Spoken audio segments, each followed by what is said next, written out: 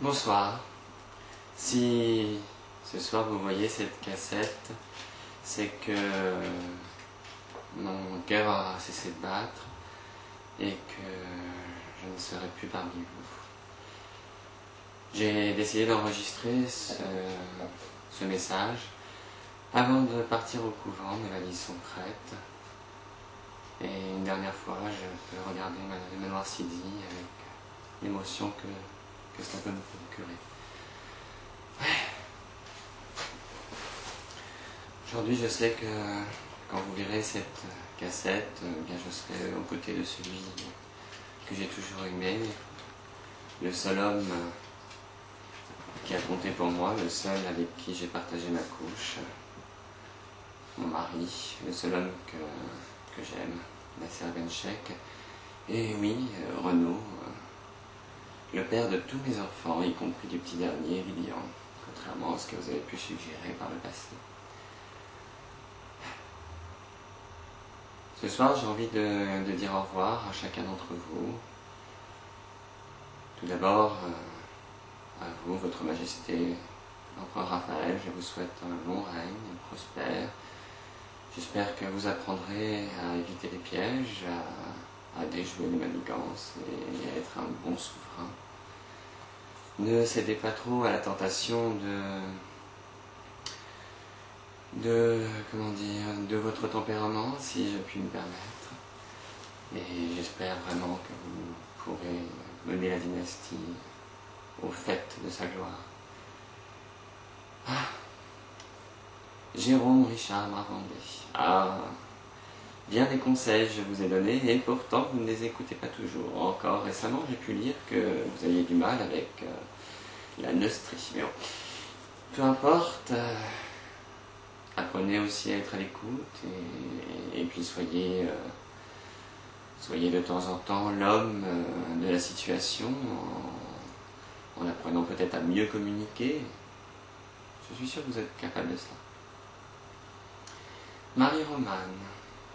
Je ne suis pas sûr que vous soyez là, Marie-Romane, ce soir. C'est vrai, on est tellement habitué à ce que vous veniez ou que vous ne veniez pas. Ce que je vous souhaite, Marie-Romane, c'est le bonheur. Je crois que vous le méritez bien. Et je crois que cela suffira pour ma part. Votre sainteté. Pas facile d'être pape. Pas facile de succéder au grand pape Grégoire II. Ça c'est clair. Et je comprends tout à fait que vous rencontriez des difficultés.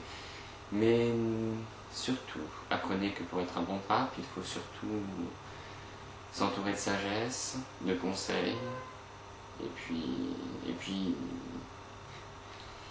puis surtout apprendre à ne pas aller trop vite. La sagesse, c'est, je crois, le maître mot de cette fonction.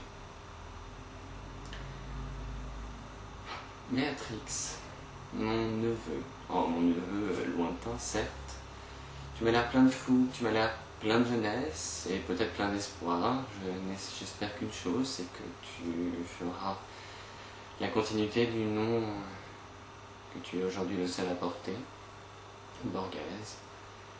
Moi en tout cas, j'ai un fol espoir en te voyant arriver. J'ai l'impression que tu ressembles quelque part un petit peu à ta famille, alors défends nos intérêts au plus profond.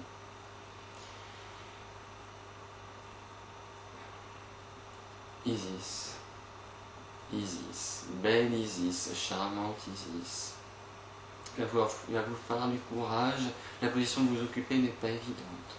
L'épouse impériale, c'est forcément toujours celle qui reçoit ce que tout le monde aimerait envoyer des fois à la face de l'empereur. Donc, soyez forte.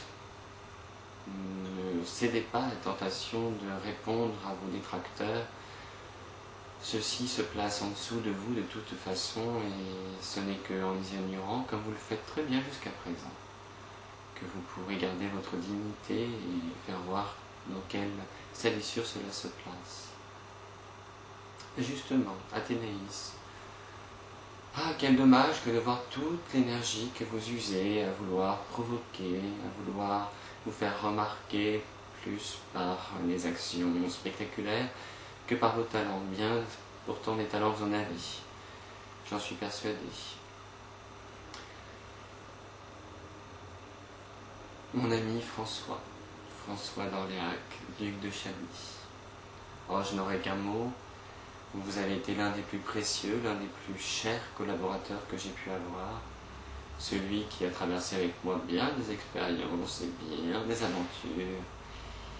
Et c'est certainement l'une de mes plus grandes amitiés, et en tout cas celui qui aura accepté tous les caprices d'Alexis Borghese, si tant est que j'en ai eu.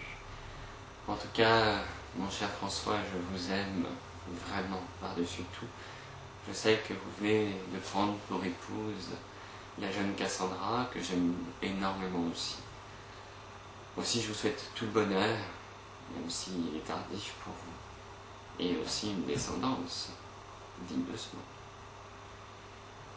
Enfin, eh bien, je vais en terminer, et puis d'abord un petit mot pour la petite Marie-Emmanuelle, que je n'aurai hélas pas l'occasion de connaître. Juste un petit mot, Marie-Emmanuelle. Le trône n'est pas si effrayant que cela. Allez-y et vous verrez. Rien n'est très effrayant finalement quand on y est. On se fait souvent des montagnes de ce qui ne se révèlent que des petits tas de terre. Esteban Fongin, on ne partage pas toujours les mêmes idées. Vous avez une façon très rigoureuse de voir la politique. Moi, j'étais peut-être plus consensuel. Toutefois, j'avoue que je suis assez épaté par votre courage et votre détermination. A priori, vous ne souhaitez pas ressembler à Alexis Borghese. Eh bien, croyez bien que je n'ai jamais souhaité ressembler à Esteban Fongin non plus. Je ne vais pas m'étendre, je dirai juste un petit bisou à Marie-Alix, à qui j'espère un avenir brillant, que ce soit en qualité d'artiste ou autre. Et enfin, eh bien, je vous laisse un testament dans lequel mes dernières volontés seront manifestées. L'une d'entre elles est que toute ma fortune revienne à une fondation que j'aimerais voir créer. La fondation porterait mon nom, si cette prétention m'est accordée.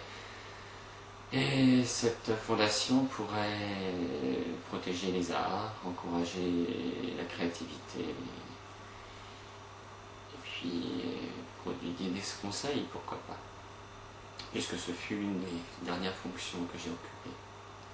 Merci à vous tous et à vous toutes de m'avoir soutenu jusqu'à présent, de m'avoir permis d'empocher une deuxième et donc seconde, puisque la dernière victoire au Courovision. Ce fut pour moi parmi les plus grands bonheurs. Merci à tous ceux qui m'ont accompagné, pour ceux qui sont encore là. Les autres, je les rejoins dès à présent. Au revoir.